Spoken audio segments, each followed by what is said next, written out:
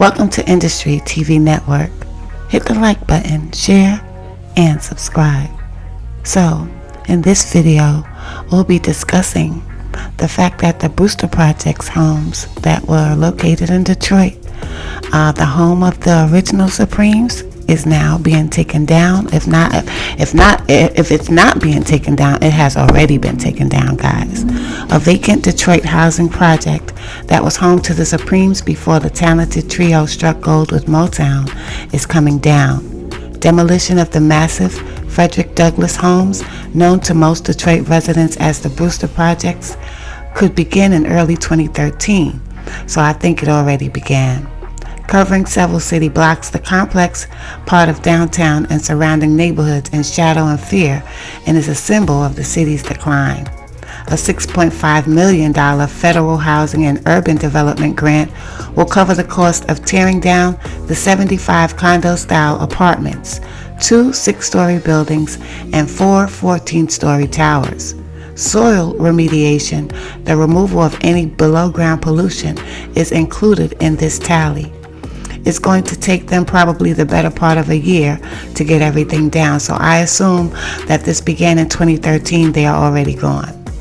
The city has no set plans for redevelopment of the complex where a young Diana Ross, Florence Ballard, and Mary Wilson lived before signing with Berry Gordy's Motown Records in the early 1960s. Past proposals have included a mix of new homes and retail establishments. I know there's a lot of history here. I'm sure some people may even think that it shouldn't come down, Bing has said. But as we look at changing the face of Detroit, this is going to start with this. It's become an eyesore. We've got to think about now and our future. Our future is demolishing this. The 2010 census confirmed what many Detroiters already knew. Thousands of people have migrated from the city in recent years. Some 30,000 homes stand vacant, and abandoned buildings litter the once thriving industrial center.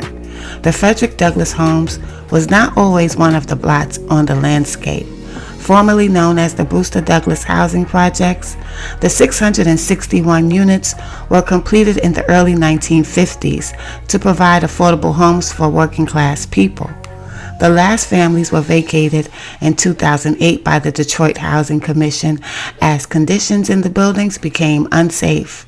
Though it is empty now, the complex is frequently visited by police and firefighters responding to crimes and arson. By tearing down the buildings and clearing the land, the city's scant emergency resources can be deployed elsewhere, Bing has said. Adjacent to the unfenced housing project is a senior citizens complex. Some children in the surrounding neighborhood have to navigate their way past on their way to school. We have big concerns in regard to our children being harmed or snatched up from people who are lurking in these buildings, said Bush Park Citizens District Council Chair Mona Gardner. It's not secure. So the once infamous Brewster-Douglass projects in Detroit are no longer standing. I didn't know that, so I decided to report it because I guess maybe you guys didn't know that either. So such a place with such nostalgia and memories no longer exists. Peace and love.